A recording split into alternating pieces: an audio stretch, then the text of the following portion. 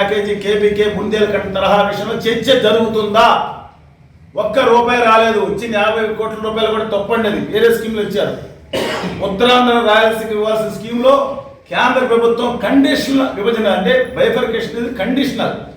ఈ హామీలు అమలు చేస్తామని చెప్పిస్తే ఒక్క పావలా కూడా ఉత్తరాంధ్ర రాయలసీమ నిధులు రాకపోయినా దాని మీద చర్చ జరుగుతుందా? దయచేసి మీ అభ్యర్థులను వచ్చే వాళ్ళని ప్రశ్నించండి. మీరు దేని మీద మీ శాడిస్ట్ సైకోలు మాకెందుకండి? విద్యావంతులున్న రాష్ట్రం మిగతా ఉన్నారు. దయచేసి మేము అడిగేది మా ఉత్తరాంధ్ర రాయలసీమకు రూపాయి కూడా రాలేదు. ఎందుకు రాలేదు? ఇది ఆవేదనతో అడుగుతున్న ప్రశ్న. మీరు ప్రత్యేక విభజన హామీల మీద ఎందుకు మాట్లాడట్లేదు? అలాగే స్టీల్ ప్లాంట్ అమ్మకం చేస్తూ ఉంటే కనీసం ఎందుకు మాట్లాడట్లేదు? ఇవాళ మిత్రులు చెప్తారు కోవాడ అణు వ్యర్థాలను తీసుకొచ్చే భూగర్భంలో స్వర్గంతో అయితే ఇక్కడ అమాయకమైన ప్రజలని చెప్తే దాని గురించి ఎందుకు మాట్లాడట్లేదు? ఏమన్నా జరిగితే ఇక్కడ కనీసం 34 లక్షల మంది ప్రజలకు ఏం జరుగుతుంది?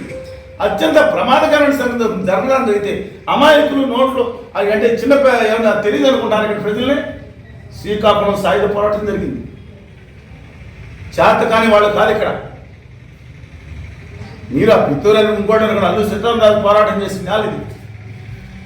ఈ ప్రాంత హక్కుల పట్ల, ఆత్మగౌరవం పట్ల, సంస్కృతి పట్ల కేంద్రంలో ఉండే గుమా వ్యాపారులకి ఆ పార్టీలకు ఓటు వేయకడని కోరుతున్నాం. అంటే ఉత్తర భారతీయ జనతా పార్టీ ఖచ్చితంగా చెప్తున్నామండి. కనీసం వాళ్ళకి వస్తుంది. నేను ఒకటి అడుగుతున్నా, నాకు అభిమానం ఉందండి. ఎవరంటే చంద్రబాబు నాయుడు గారన్నా, జగన్మోహన్ రెడ్డి గారన్నా, కళ్యాణ్ గారన్నా, శ్రీనివాస గారు గారన్నా, రామకృష్ణ గారన్నా, తెలుగు జాతి బిడ్డలాడు. ఇవాళ వాళ్ళకు వాళ్ళు తోలుబొమ్మలు ఆడిస్తున్నారండి. ఒకళ్ళు ముందస్తు పెట్టడం, ఒకళ్ళు వెనకాలేస్తాం. ఏమిటి రాజకీయాలకి అతీతం కూడా మీరు ఆలోచించి మనకు జరిగే అన్యాయాన్ని సవరించాలని ప్రతి ఒక్కరికి ప్రజలందరికీ ఈ విషయాన్ని తెలియజేయాలి.